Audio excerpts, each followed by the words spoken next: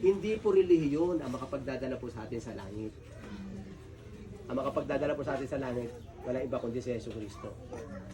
Only Jesus. Sabi ng Bible, Jesus is the way, si Jesus ang daan, si Jesus ang katotohanan, siya ang buhay.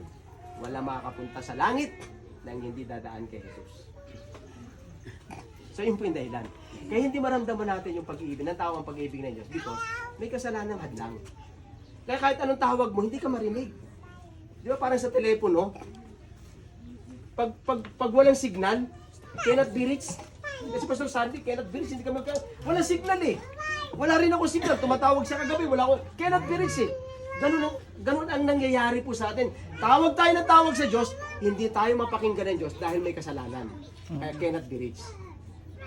Kinakailangan mawala mo na yung kasalanan na yun. Diba? Sabi ron, ngayon na lamang ang pag-ibig ng Diyos sa sanlibutan, ibinigay niya ang kanyang bugtong na anak. Wow, yun po yung sagot. Para po muling mabalik yung relasyon po natin sa Diyos, si Yesu Cristo po ang sagot. Si Yesu Cristo po yung nagbayad ng kasalanan natin dun sa krus ng Kalbaryo. Nakita niyo po, wala po siyang kasalanan. Siya po yung nagpapako sa krus. Siya po yung tinawag na murderer. Why? Dahil po sa kasalanan mo, sa kasalanan ko, lahat ng kasalanan ng sanlibutan ng mga tao, inilagay sa balikat niya. At namatay po siya dun sa krus ng Kalbaryo. Para ano? Para mapatawad yung ating mga kasalanan. Ang sabi ron, ang sinumang sumampalataya sa Kanya ay magkakaroon ng buhay na wala. So nakita po natin, yung pag-ibig po ng Diyos, sinabi niya na po yan, gusto niyang ipadama po yan. So ang problema po, hindi nararamdaman ng tao kasi nga, baka makasalanan po tayo. Yun ang hadlang. So ngayon, para mawala yung kasalanan po natin, para malinis po yung ating buhay, binigay si Yesu Cristo. Si Yesu Cristo ngayon yung sagot para yung kasalanan natin mapatawad. So yun ang tinutukoy na yung pag-ibig ng Diyos, sumunod yung kapahamakan. Pag hindi mo siya sinampalatayanan, sabi ron, ang sumampalataya, hindi mapapahamak. Eh paano kung hindi sumampalataya? Hindi mapapahamak. So may kapahamakan.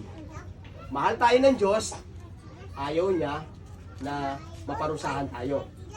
Ayaw niya na manatili tayo sa ganitong kalagayan, sa kalagayan na kung saan yung bang hindi natin siya nararamdaman, ayaw ng Diyos na mapunta tayo sa impyerno.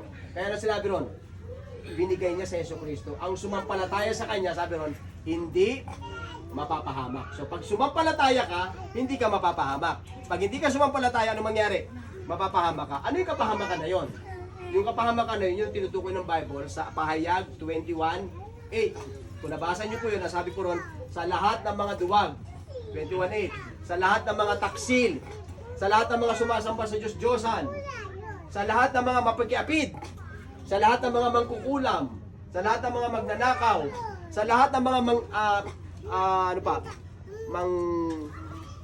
manggagaway, mga ayun, sinabi ko. At sa lahat ng sinungaling, sabi ro sa Pahayag 21:8, ang kanilang bahagi ay sa dagat-dagatang apoy at usupret na siyang pangalawang kamatayan.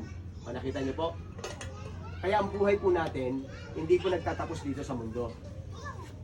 Pag sinasabi mong, pagod na ako, hirap na ako, mas maganda siguro, magpakamatay na lang ako, mamatay na lang ako. Akala mo para sumaya ka, para yung sinasabi nung, rest in peace, hindi totoo yun. Pagkatapos kang mamatay, may another life. Yung sinasabi ron, yung ating kaluluwa. Kasi po yung kamatayan po, physical, sabi ron, minsan itinakda sa tao kamatayan pagkatapos pag-ukom. Pag namatay po tayo, harap na tayo sa Diyos. Sabi ng Hebrews 9:27